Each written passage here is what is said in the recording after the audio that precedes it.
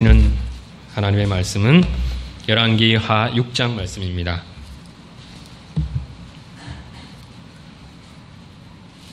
6장 1절부터 7절까지 말씀입니다. 구약성경 569쪽입니다.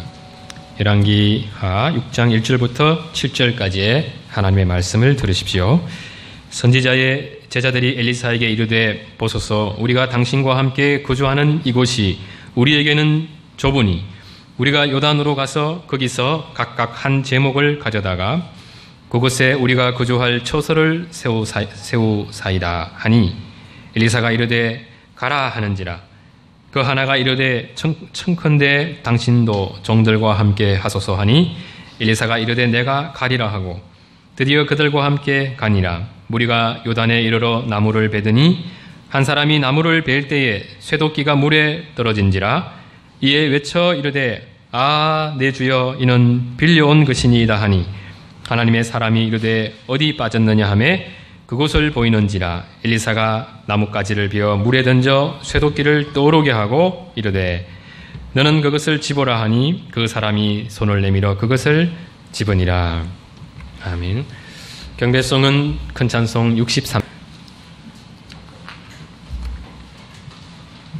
6장 1절에서 7절 말씀은 엘리사가 물에 빠진 쇠도끼를 떠오르게 한 이적 사건에 대한 기록입니다.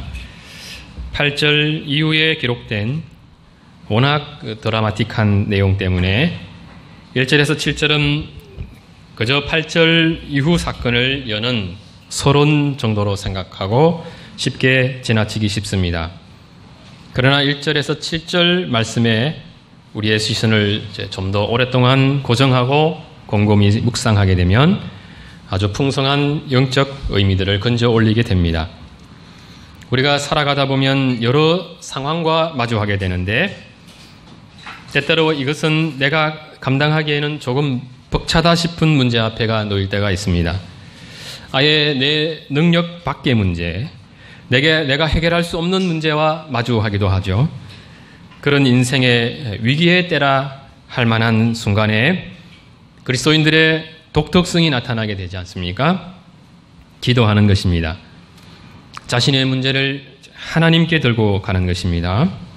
문제는 땅에서 일어났지만 우리가 땅을 보는 것이 아니라 위를 보는 것이죠. 위에 계신 하나님과 나의 문제를 연결해서 생각해 보는 것입니다.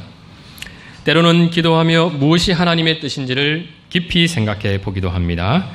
그래서 어떤 때는 우리 자신의 문제를 발견하며 하나님 앞에 회개하기도 하고, 또 때로는 기도하면서 내가 처한 이 문제를 하나님을 의지해서 또 정면으로 또 돌파해 버리기도 합니다.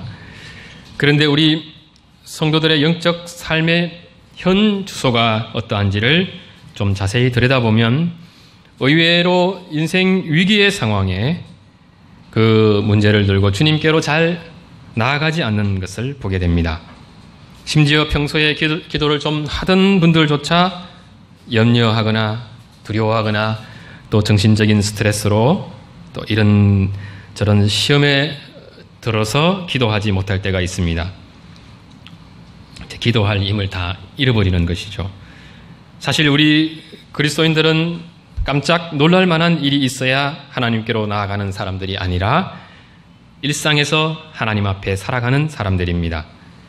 사실 하나님의 도움을 받지 않고 스스로 해결할 수 있는 것들은 많습니다. 그런데 그리스도인들은 내 힘으로 할 수 있는 그런 일을 하는 순간에도 이것도 다 주님의 은혜 때문입니다. 주님이 도와주셔서, 은혜 베풀어 주셔서 이만큼이라도 할 수 있게 되었습니다. 이렇게 하나님과 연결해서 생각할 줄 알아야 합니다. 일상 속에 부딪히는 문제들을 우리의 믿음의 눈으로 볼 줄 알아야 하고, 또 밥을 먹고 또 공부하고 운동을 하고 심지어 노는 것도 기도하면서 할 줄 알아야 합니다. 이것을 우리는 자꾸 연습해 가야 되는 것이죠. 기도하며 믿음으로 사는 삶이 습관이 되어 가야 하는데, 이것이 좀 잘 안 되기 때문에 우리가 평소에 부지런히 해야 하는 아주 중요한 두 가지 숙제가 있지 않습니까? 첫 번째가 규칙적인 기도 생활입니다. 하루 중에 특정한 시간을 정해서 기도하는 것입니다. 다니엘처럼 하루에 3번 정도 하면 좋지만 그 정도가 안 된다 그러면 한 번 정도는 5분이든 10분이든 1시간이든 기도하는 시간을 가져야 되는 것이죠. 규칙적인 기도 생활이 없는 분들이 일상 속에서 하나님과 친밀히 교제하며 산다는 것은 불가능한 것이죠. 그러므로 일단은 시간을 정해야 됩니다. 1년 중에 사람들이나 일로부터 가장 방해를 덜 받는 시간 찾아서 시간을 정하고 그때 비가 오나 눈이 오나 기도 생활을 감당해 가야 합니다. 첫 번째가 기도 생활이고 두 번째는 또 성경을 읽고 묵상하는 것입니다. 목회자들이 설교를 하면서 교회 성도들에게 가르쳐 주어야 하는 것 중에 하나가 성경을 보는 눈입니다. 하나님의 말씀을 꼭꼭 씹지 않고 그냥 쭉 마시면 되는 그런 우유처럼 말씀을 줘가지고는 우리가 영적으로 건강한 사람으로 자랄 수가 없습니다. 물고기를 계속 잡아만 줘서는 안 되고 어느 때가 되면 물고기를 스스로 잡을 수 있는 방법 가르쳐 주어야 하죠. 그래서 어느 때가 되면 성경을 스스로 읽고 묵상하고 그 속에서 은혜의 샘물을 길어 올릴 수 있게 해야 합니다. 그래서 말씀을 너무 친절하게 이제 하나부터 10까지 마치 내 입맛에 맞는 그 맛있는 케이크, 그죠? 아 하면은 이렇게 싹 넣어주는 우리 엄마들, 아기들이 아 하면은 탁 넣어주고 싶지 않습니까? 그렇게 이렇게 넣어주는 사람처럼 설교하는 설교자를 우리는 좀 경계할 줄 알아야 됩니다. 스스로 생각해 볼 수 있는 숙제를 한두 개 정도는 꼭 남겨놓을 수 있어야 합니다.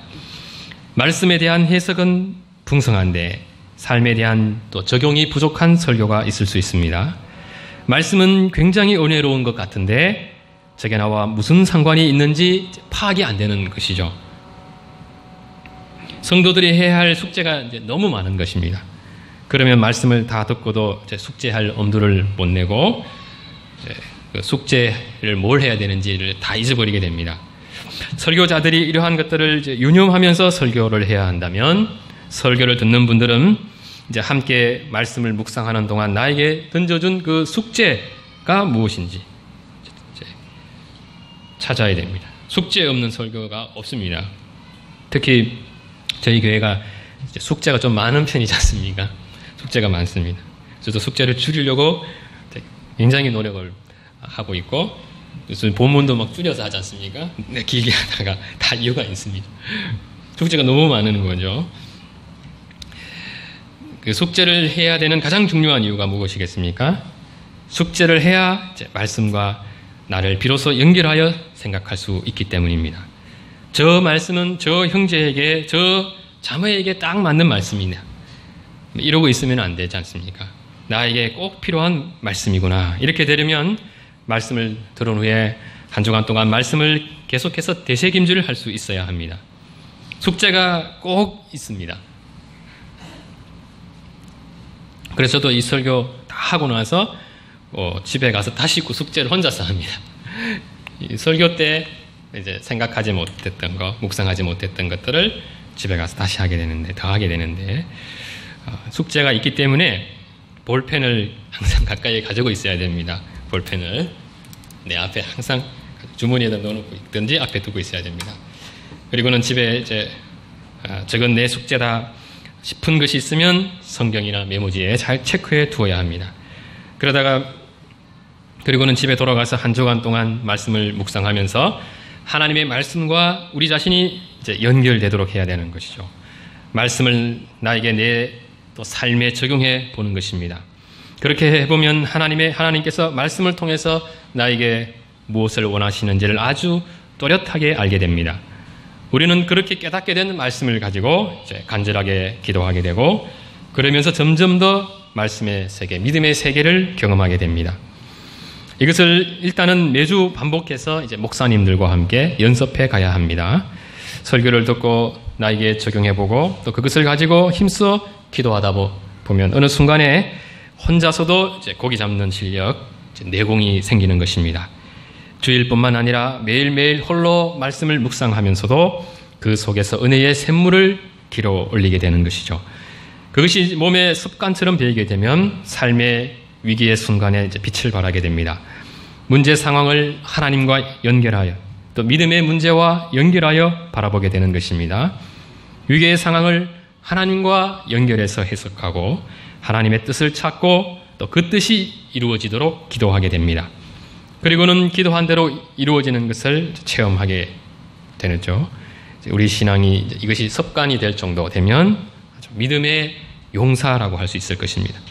오늘 말씀해 보면 엘리사 제자들 중에 한 사람에게서 그 위기의 상황을 하나님과 연결하여 아주 훌륭하게 문제를 해결해가는 모습을 보게 됩니다. 1절을 보십시오. 선지자의 제자들이 엘리사에게 이르되 보소서 우리가 당신과 함께 거주하는 이곳이 우리에게는 좁으니 엘리사를 중심으로 한 공동체에 어떤 일이 일어났습니까? 부흥이 일어난 것이죠. 지금 이스라엘은 영적으로 가장 어두운 시기를 보내고 있습니다. 신앙생활을 좀 하던 사람들조차 시류에 휩쓸려서 믿음을 잃어버리기 쉬운 때이죠. 이런 때에 믿음의 공동체가 자신들의 신앙을 지속해 갈 뿐만 아니라 믿음의 동지들이 점점 더 늘어나는 것은 참 보기 드문 일입니다. 영적으로 갈급해서 그렇겠지 그렇게 생각할 수도 있습니다. 그러나 영적으로 갈급함을 늘 안고 살아가는 의인의 심령도 세속화의 물결에 의해 얼마든지 상할 수 있습니다. 그래서 영적인 깊은 잠에 빠지게 되고 한때 그토록 열렬하게 주님을 찾던 사람이 거의 형식적인 신자로 전락하는 대표적인 경우를 우리는 바리새인들에게서 보게 됩니다. 이 세상의 죄악의 물결이라고 하는 것은 아주 거대한 힘을 가지고 있습니다. 아주 빠른 속도로 하루로 흘러가는 강물처럼 거셉니다. 그런데 참 놀랍게도 이 강물의 유속이 문제가 되어서 그 속에서 놀고 또 먹고 살아가는데 문제가 되는 물고기는 없다는 것입니다. 정상적인 물고기는 유속과 상관없이 강물을 휘저어 가면서 돌아다닙니다. 하나님 앞에 정상적인 그리스도인의 모습이 그렇습니다. 죄악의 물결이 아무리 거세어도 성령님으로 충만한 그리스도인의 심령 속에 그 드리워져 있는 거룩함을 빼앗아갈 수가 없습니다. 그는 이 세상 죄악과 어둠을 막 휘저어가면서 이 세상의 빛과 소금으로 살아가게 됩니다. 그런데 우리의 신앙이 때때로 정상에서 이탈하게 될 때 그때가 있습니다. 영적으로 마치 거의 죽어있는 물고기처럼 죄악의 물결에 휩쓸려서 둥둥둥 떠내려갈 때가 있습니다. 교회가 영적인 힘을 잃게 되면 이 시대의 죄악의 물결에 신자들이 그냥 막 떠내려갑니다. 예배당에만 오려고 해도 이 세상을 막 휘젓고 다닐 수 있는 그 거룩한 힘이 있어야 됩니다. 그 힘이 없으면 예배당에 신자들이 모이질 않습니다. 그 힘이 있으면 먼 곳에서도 올 수 있지만 그 힘이 없으면 예배당을 걸어서 갈 수 있는 거리인데도 갈 수가 없습니다. 머리로는 가야 되는데 생각하지만 못 가는 것이죠. 엘리사 공동체는 일반인들이 한번 찾아가보기에도 불편한 곳이었을 것입니다. 우리 교회 예배당처럼 교통이 불편해서 찾아오기가 쉽지 않은 곳이었을 것입니다. 그런데도 예배당이 너무 차서 자리가 부족해서 옮겨야 할 상황이 된 것입니다. 공동체 속에 그토록 강한 부흥이 일어나게 됐습니다. 그 이유가 무엇이겠습니까? 엘리사 때문이겠죠. 그토록 많은 핍박 속에서도 초대교회가 참된 부흥의 역사가 일어났다는 그 까닭이 무엇입니까? 성령님으로 충만하게 된 사도들 때문입니다. 공동체 속에 하나님의 말씀이 있고 은혜가 있으면 사슴이 시냇물을 찾아 나아오는 것처럼 나아오게 됩니다. 교회에 가자 그러면 이제 왠지 모르게 막 가고 싶은 생각이 들게 됩니다. 안 따라가면 평생 후회할 것 같은 그런 느낌이 막 들게 됩니다. 우리 손에 붙들려서 예배당에 나아오는 것 같지만은 실은 공동체 속에 하나님의 은혜가 충만히 드리워져 있기 때문입니다.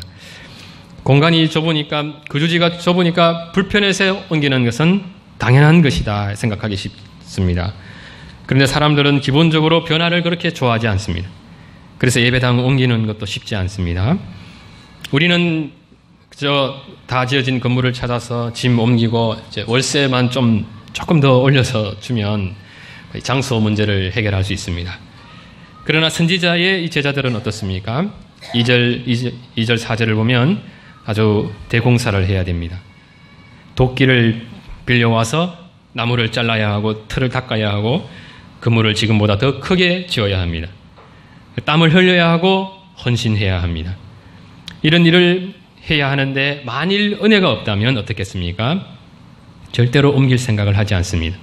학교에 이제 정원이 다 찼습니다. 가라 하는 것이죠. 학생들을 받으면 더 커진 그 불편함 때문에 서로 두들거리고 또 다투다가 공동체가 깨어질 가능성만 높아지게 됩니다. 그런데 엘리사 공동체는 어떻습니까? 엘리사가 말을 한마디도 하지 않았는데 자기들이 먼저 건축을 제안했습니다. 우리가 헌신하겠다는 것입니다. 그처럼 엘리사를 중심으로 이들은 하나님의 은혜로 뭉쳐져 있었습니다. 엘리사는 이들의 제안에 기꺼이 동의해 주었습니다. 3절을 보면 제자 중 하나가 엘리사에게 부탁합니다. 당신도 종들과 함께 가소서. 우리 일하는데 당신만 빠지면 안 되지 않습니까? 그렇게 말하는 게 아니죠. 이런 자기들이 다 할 마음을 갖고 있습니다. 그런데도 엘리사를 모시고 가고자 했던 것은 가셔서 우리와 함께만 있어 달라는 것입니다. 함께 계셔 주시면 영적으로 큰 힘이 되겠다는 것입니다. 당시 제자들이 엘리사를 구하는 것은 마치 예수님의 제자들이 예수님을 구하는 것과 같다고 볼 수 있습니다. 그들이 엘리사를 구하는 것은 마치 하나님을 구하는 것과 다르지 않습니다. 그들에게 하나님 앞에 나아간다는 것은 곧 엘리사에게 나아가는 것과 같습니다. 그러한 엘리사가 자신들과 함께 있어 주기를 바란 것은 엘리사를 통해 임하게 되는 그 하나님의 은혜를 구한 것이나 다르지 않습니다. 자신들이 하고자 하는 일을 하나님의 은혜를 의지해서 감당해 가겠다는 것입니다. 자신들 앞에 놓여진 문제를 하나님과 연결하여 생각하였기 때문에 자신들이 무엇을 간구해야 하는지 알았고 그것을 엘리사에게 요청해서 응답을 받았습니다. 그처럼 영적으로 성숙한 면이 제자들에게 있었고 엘리사도 제자들의 청을 즉각적으로 수용해 주었습니다. 제자가 자신에게 진정으로 원하는 것이 무엇인지를 엘리사가 모를 리 없습니다. 드디어 제자들이 요단에 도착했습니다. 땀을 흘리면서 부지런히 일하기 시작했습니다. 그런데 5절을 보면 공사 중에 아주 심각한 문제가 발생합니다. 한 사람이 나무를 벨 때에 쇠도끼가 물에 떨어진지라 이에 외쳐 이르되 아, 내 주여 이는 빌려온 것이니이다 하니 쇠도끼로 나무를 베던 중에 아마 손에 땀이 나면서 도끼가 손에서 이렇게 쑥 빠져나갔을 수도 있고 아니면 그 도끼질을 이렇게 하신 분들은 알지만 도끼가 나무에 이렇게 잘 끼어 있기가 쉽지 않습니다. 막 때리다 보면은 이제 그 머리가 쏙 날아가는 거죠. 저는 포병이기 때문에 이제 주로 햄머지를 많이 했는데 햄머를 그렇게 세게 끼우고 막 못을 박아서 이거를 빠지지 않게 이렇게 해놓거든요. 그런데도 막 햄머지를 하다 보면 머리가 막 날아갑니다. 그래가지고 철모에 막 맞기도 하고 앞에서 있는 병사들한테 사고가 나기도 하고 그렇게 빠져나갔을 수도 있고 통째로 갔을 수도 있습니다. 근데 어쨌든 하고 탄식하는 것을 보면 아마도 물에 빠진 도끼를 다시 찾기는 힘든 그런 상황이었던 것 같습니다. 우리 같으면은 그냥 옷을 벗고 물속에 들어가서 찾아오면 될 것 같은데 유속이 빨라서 물속에 들어가서 건져올 형편이 못 됐든지 아니면 물속에 들어가 찾았는데 찾지 못했을 수도 있겠죠. 보통 이런 상황이 발생하면 우리는 같이 일하는 동료들을 찾게 됩니다. 하며 즉각적으로 주여 하지 않습니다. 친구야 하지 않습니까? 친구야. 하며 그냥 막 발 동동 구르고 있을 때가 많습니다. 염려하면서도 아무것도 하지 않을 때도 많죠. 아마 엘리사는 작업장과는 어느 정도 거리가 떨어진 곳에서 쉬고 있었을 것입니다.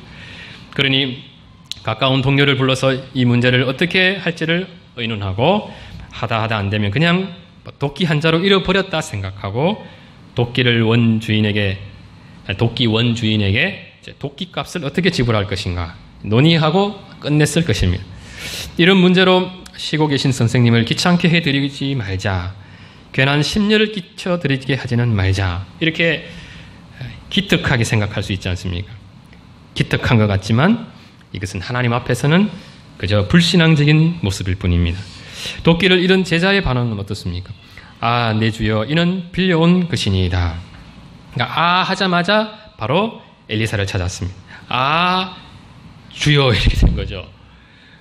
아, 도끼 이렇게 하지 않고 아, 주여. 입에 그냥 이 주여가 붙어 있는 것입니다. 지금 제자가 엘리사에게 기대하는 것이 무엇입니까?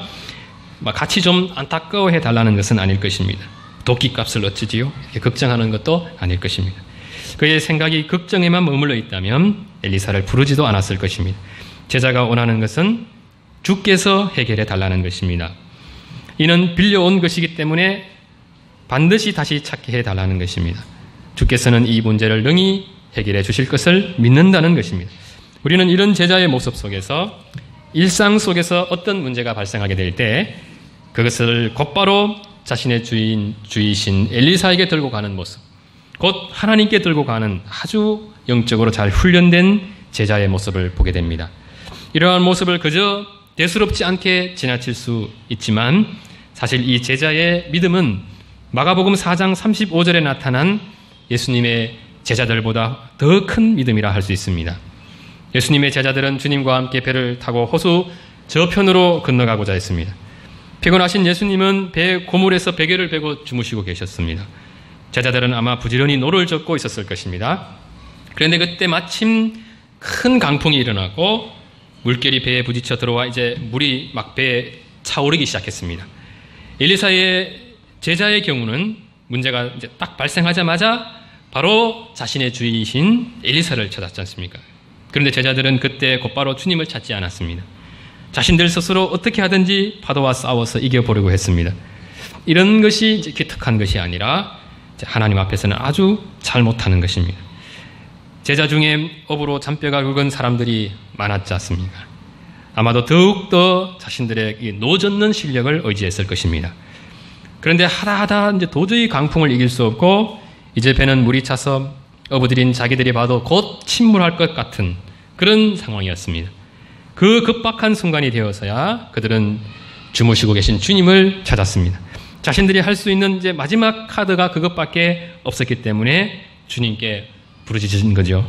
선생님이여, 우리가 죽게 된 것을 돌아보지 아니하시나이까. 잠에서 깨신 주님께서 하신 일이 무엇이었습니까? 잠잠하라, 고요하라. 딱 두 마디 하셨습니다. 그리고는 문제가 다 해결됐습니다. 바람이 그치고 파도는 아주 잔잔해졌습니다. 잠시 후 주님께서 제자들에게 무슨 말씀을 하셨습니까? 어찌하여 이렇게 무서워하느냐? 너희가 어찌 믿음이 없느냐?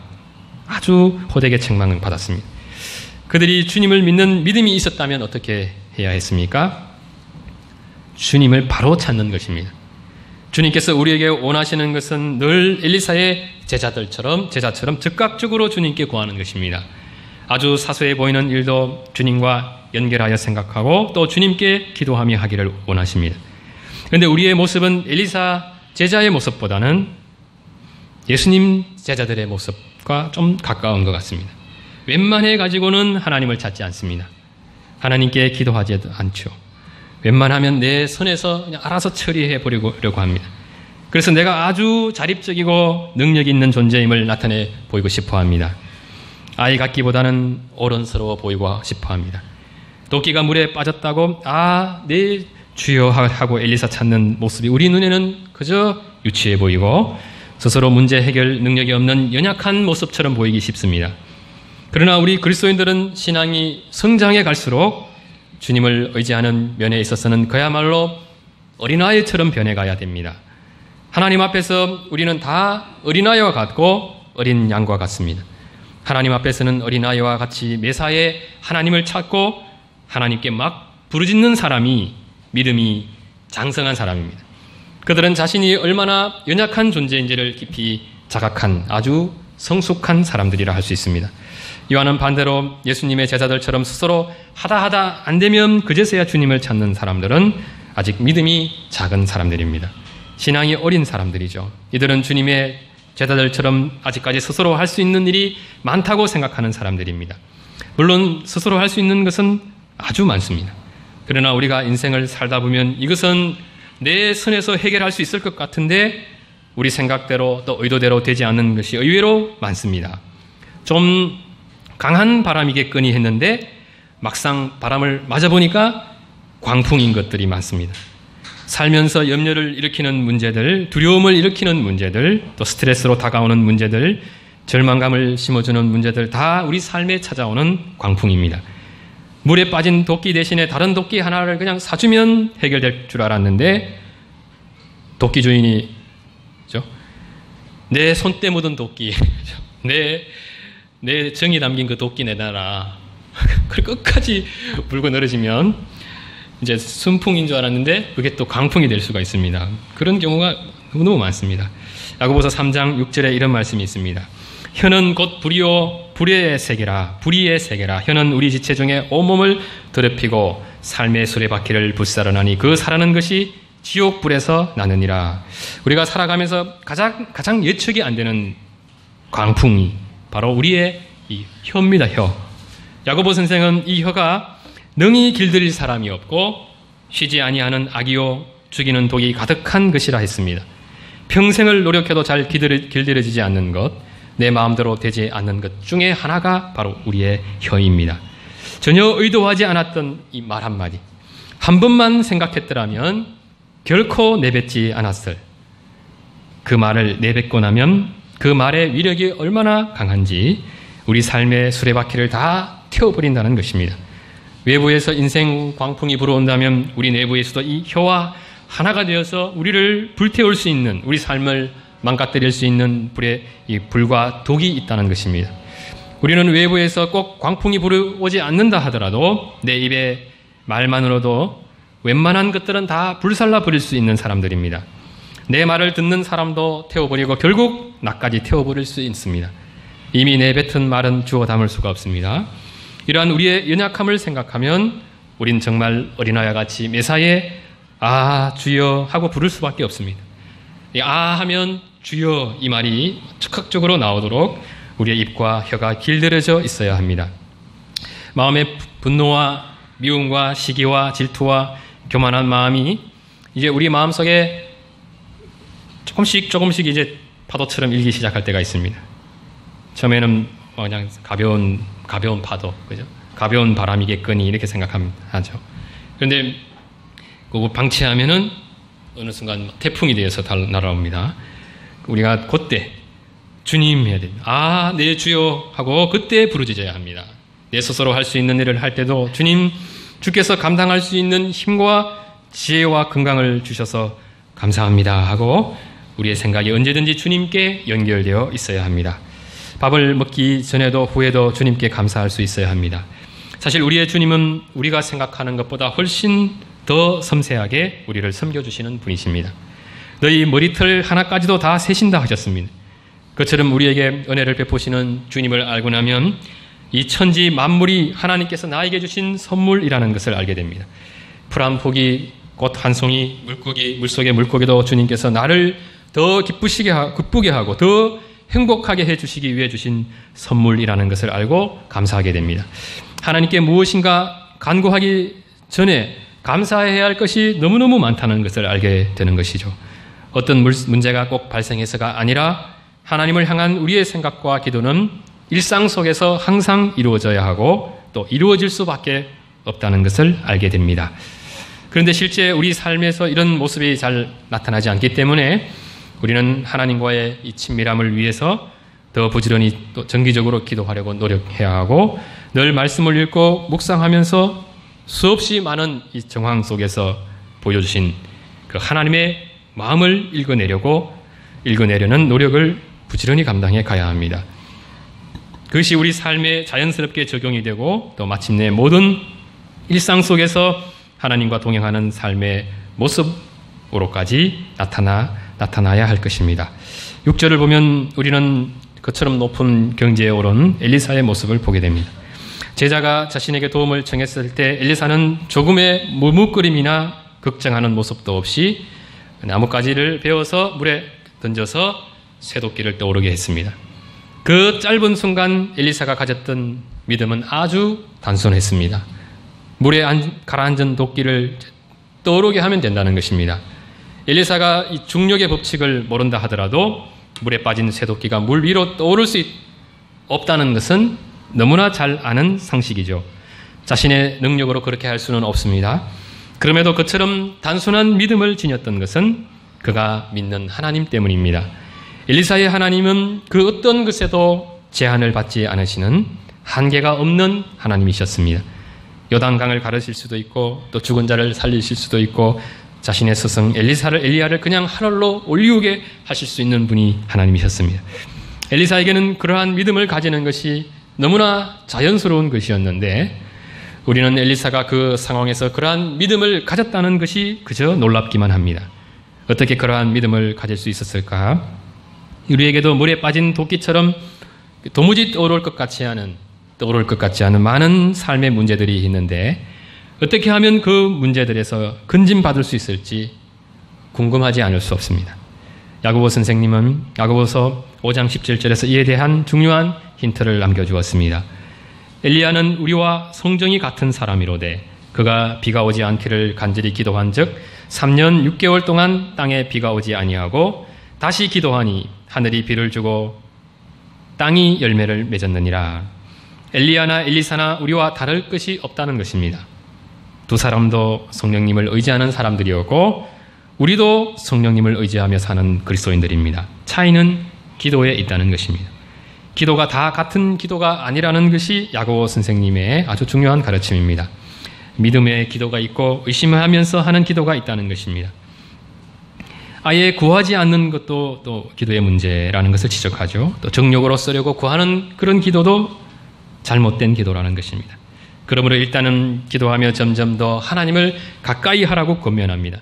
야고보서 4장 8절입니다.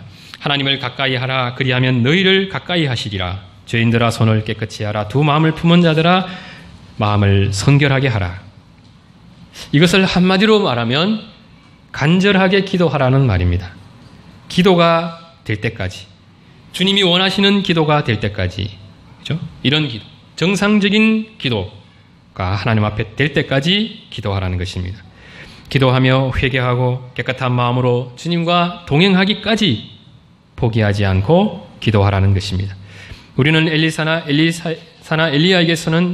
엘리사에게서 나타나는 이 적극적인 기도의 능력만 보고 그들이 일생을 바쳐서 하나님 앞에 기도의 삶을 살고 말씀의 삶을 산 것을 간과하기 쉽습니다. 짧은 이 기도의 능력은 항상 하나님 앞에 오랜 시간 동안 기도의 씨름을 하면서 주께로 점점 더 가까이 가면서 나타나게 된 능력이라는 것을 잊지 말아야 합니다. 엘리사와 같은 기도의 능력을 덧입는 길은 결국 우리도 부지런히 기도하는 방법밖에 없습니다. 기도드리겠습니다. 거룩하신 하나님 아버지, 우리도 엘리야나 엘리사와 같이 기도의 능력을 덧입은 사람들로 살아갈 수 있도록 인도해 주시옵소서. 먼저는 시간을 정하여